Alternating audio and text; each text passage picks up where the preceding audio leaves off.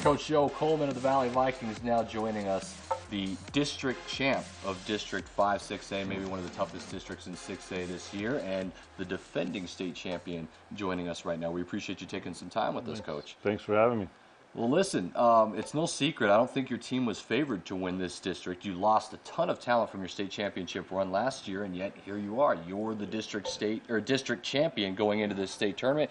Obviously, you're going to get a great seed. What do you think about this little run that you've done? Well, it's been really great. We didn't expect a lot as coaches. We had some new kids coming in, and we were going to try to work as hard as we could to be as good as we could. And our district started off at Trisco, West Mesa, Albuquerque. They just started the season so unbelievable. And so we were thinking, God, if we can get a fourth in our district, we might get into the state tournament and be playing well. But we've had some breaks go our way. Our kids have played real hard. They've gotten better.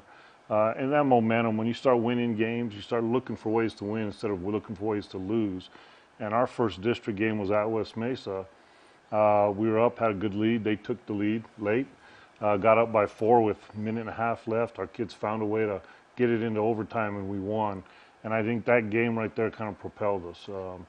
If we lose that game, we could be sitting here 0-7 right now and talking about. And then Albuquerque High School, you play them this last week, and they're up 10, and they're even up 5 with a minute left to go, and a couple of big three-point plays by Idiaki, and all of a sudden you guys are leading that game. Yeah, again, you start the momentum, the confidence. The kids start believing in themselves, and it started back at that game, and every game since. There was something that went our way, and Albuquerque was 11 of 25 from the foul line. I mean, you got to have things like that happen if you're going to come back and win a game down 10 when you've scored 24 points for the first 26 minutes of the game. So, our kids have worked hard and have earned it and deserve to be where they're at. But it wasn't easy by no means, and we understand that we're not a 7-0 good. We're 7-0 and we're trying to get better. Yeah, but what I've always admired about your teams, and I told Adam coming to the seat, I think I was the only one who probably thought that you guys were going to compete for that district title, because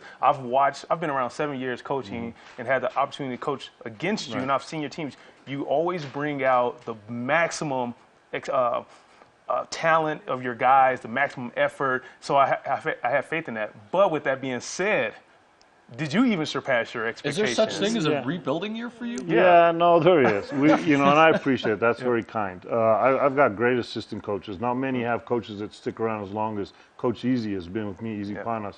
He's been there a long time. That consistency helps. I was fortunate when I took the program that we had some great talent. We won right away. And again, that's that building that momentum and that confidence and that expectation to win.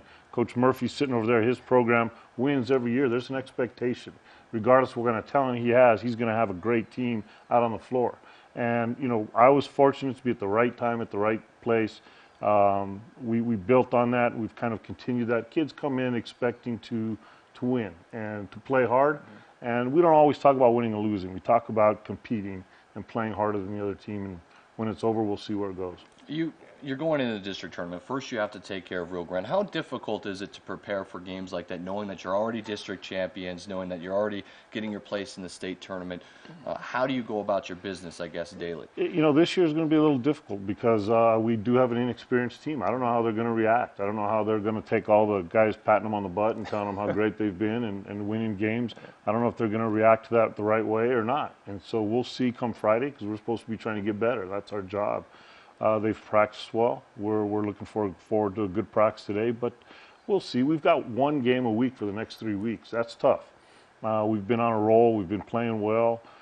We've been playing 2 games a week, and now we've been off a week, play Friday. Be off another week, play the next Saturday. Be off another week and play that next Saturday in that state tournament game. So it's difficult, and with the young team, we'll see, but I know our coaches will have them ready, and our kids are excited. My question, you're gearing up for Rio Grande. Where do you think you should be seated? Because we talk every day about the seats, and I said because your strength of schedule is stronger than anyone else's in the state. You play in a district that I feel is one of the toughest. I think people who played in district can appreciate how hard each team plays every night. So I lobbied for a 3 for you guys. I was like, they're good enough where I think they can get a 3 because they've been the hottest team after break. Right. I haven't looked at that as much this year as I have in the past. Last year, I had that group of kids, and we were like, okay, we got to be number one, and we got to work, and that type of stuff. But This year it's kind of come on so unexpectedly. It's like, okay, I thought trying to get in the tournament was a big deal. Be a 16 seed would have been great. Now we're kind of talking, you're talking threes, and I'm going, wow, okay. You're right. Our district, I think if you took our win-loss of all the teams in our district, it's some crazy number, 70 and 25 or something. You know, they've really been difficult. And so I think we've earned a pretty good seed, but I know there's some teams that have played really hard. Cleveland, Rio Rancho, that district is tough. Volcano Vista.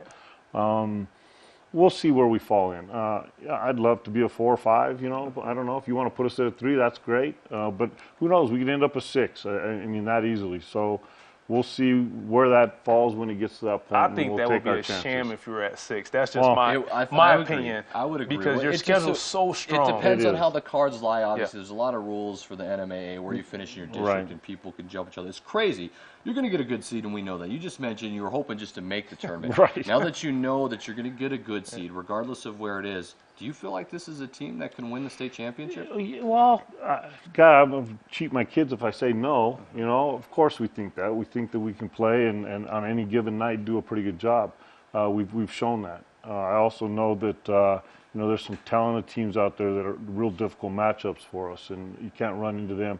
You know, I'm hoping we get in the state tournament with this new rule of playing your own district, that we don't end up with a team in our district playing in that first because you round. know at any given night, Yeah, because regardless of what the seed is. Knowing how good those teams are and being pushed back because I think 4, maybe 5 of us get in. You know, I think Rio Grande is as talented as anybody we've played all year. You know, as Right far now, as at talent. just our projections, we have all 5 teams getting and in. So. God, I'd hate to end up running into one of those guys because they're pretty good, and that doesn't mean the other districts aren't, because I'm sure there's some really good teams that played really well. But I hate to face somebody for a 3rd, 4th time, Or even a 5th. or even a 5th. So Depending on how far they get Right. into the district tournament or whatnot. And Is it more important your seeding, or is it more important the matchup that you think favors you when you get seeded? Well, I think obviously the matchup. I mean, seeding's kind of an ego thing. You know, hey, Right. we worked our butts off. We're number 2, we're number 4, we're 3.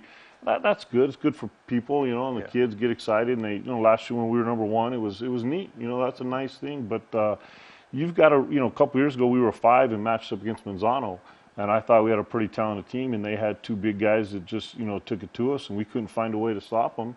It wasn't a good matchup for us, and they beat us at home. So matchups are very, very important, and we're looking forward to hopefully getting one that we can, you know, put on a good show and have a good game and maybe move on. Well, you have a week to prepare, so I'm already going to pick you, unless it's against Albuquerque High. Yeah, I kind of figured that might happen. I picked you last time, Coach.